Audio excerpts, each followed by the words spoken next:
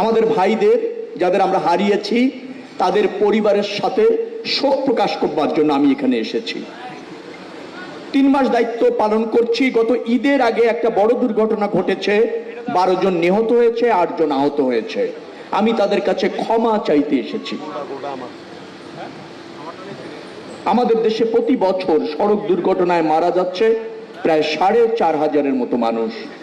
এটা আমাদের রাষ্ট্রের ব্যর্থতা, আমরা তা নিয়ন্ত্রণ করতে পারিনি, কিন্তু পারতে আমাদের হবে।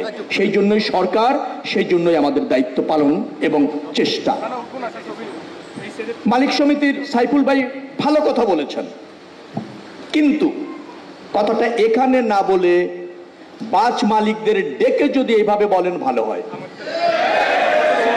কথাটা এখানে না বলে ড্রাইভার যারা আছে তাদেরকে প্রশিক্ষণ দিয়ে তাদেরকে এভাবে বললে ভালো হয়, জনগণকে ভালো না বলে।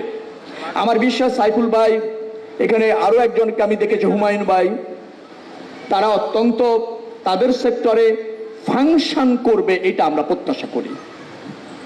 বাস মালিকরা আনফিট বাস, ত্রুটিযুক্ত বাস রাস্তায় আনবেন না, এটা আমরা দেখতে চাই। আমরা দেখতে চাই দক্ষ যোগ্য ড্রাইভারের হাতে আপনারা বাসটা তুলে দিয়েছেন, যেটা এখানে বলেছেন সেটা আমরা কার্যকরভাবে দেখতে চাই, আপনাদের সেক্টরে দেখতে চাই, জনগণের সামনে না।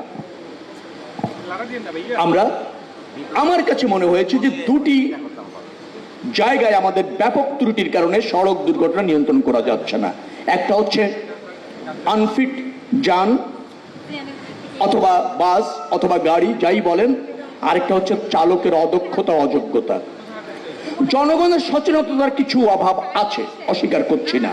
এই 3টি জায়গাকে যদি আমরা ঢেলে সাজাতে পারি, হাইওয়ে, রোড এবং রেল, সেখানে যে ক্রসিং আছে, ইন্টারসেকশন আছে, সেখানে কিছু ওভারপাস, আন্ডারপাস আমরা যদি করতে জানি, ইউলুপগুলি যদি পর্যাপ্তভাবে করা যায়, আর জনগণ যদি সচেতন হয়ে রাস্তা পারাপার হয়, তবেই কেবল এটাকে নিয়ন্ত্রণে নিয়ে আসা সম্ভব। সরকারের যে দায়িত্ব আছে সেই দায়িত্ব পালনের জন্য আমি প্রতিমন্ত্রী, সচিব আমরা কাজ করছি। আমি স্বীকার করছি আমাদের দায়বদ্ধতা আছে, আমাদের জবাবদিহিতা আছে।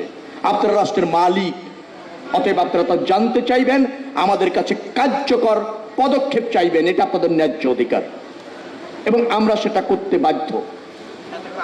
3 মাসের সরকার, আপনাদের ব্রুট মেজরিটির ভোটে নির্বাচিত সরকার, জননেতা তারেক রহমানের প্রধানমন্ত্রীত্বের সরকার, আপনাদের কাছে অঙ্গীকারবদ্ধ আমরা একটা মাল্টি মোডাম যোগাযোগ ব্যবস্থা বাংলাদেশে আন্তর্জাতিকভাবে নিশ্চিত করতে চাই।